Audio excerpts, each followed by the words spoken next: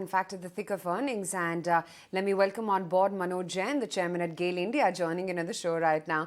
Mr. Jain, you've managed to report a good 40% jump in your March quarter net profits, and one has seen a rise in margins of the natural gas sales as well. Amidst rising geopolitical concerns and inflationary pressures, what exactly is your understanding about what the outlook could be going forward, and what are your plans going forward? See, as compared to previous year, we have got an increase of around 5 to 6% in the sales, and in transmission, it was around 8% growth.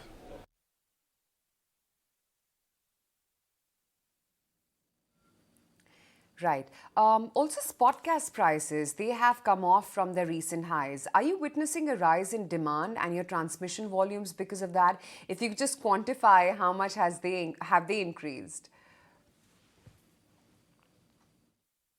See, we are looking for additional gas from the international market, and we are planning to go to the market in terms of long-term supplies, initially with 1 million tons of supply additional, and maybe little bit more at a later stage when the market stabilizes.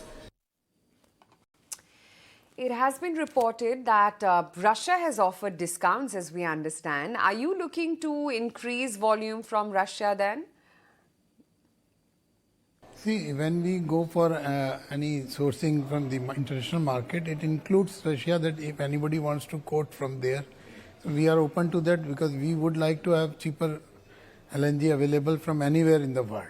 So whether it is Russia or US or any other country, when we go to the market, we go primarily for bidding route.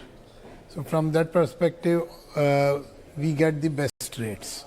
But even if it is not available in terms of availability, then also we look for different bilateral opportunities, and then we choose best among those. So that's primarily anywhere from the world, which includes Russia. Right. So, though it is a fact that GAIL doesn't fall under windfall gain tax category, have you been approached by the government to give more money perhaps? No, we have not been approached, and if you look from our portfolio, we feel that we are not in that category probably, because of the fact that our petrochemical and liquid hydrocarbons and transmission, these are actually nowhere having any windfall related issues, because petrochemical and liquid hydrocarbon are market driven prices and market driven source input costs. Similarly, transmission is a regulator fixed number, so it is not having any windfall gain. As far as trading is concerned, here also, since more than 90% are long term contracts, so probably that is also a pass through for GAIL most of the time. So that's probably, from that perspective, we are not falling into that category.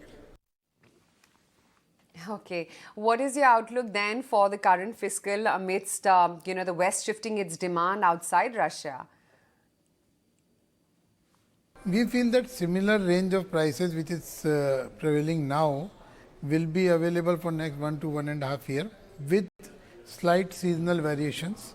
Maybe in some season it will be little down, and in winter again there will be some peak. But we do not see any easing of prices significantly in short time to come. Mr. Jain, pleasure having you today on the show, and thank you for so candidly answering all of our questions.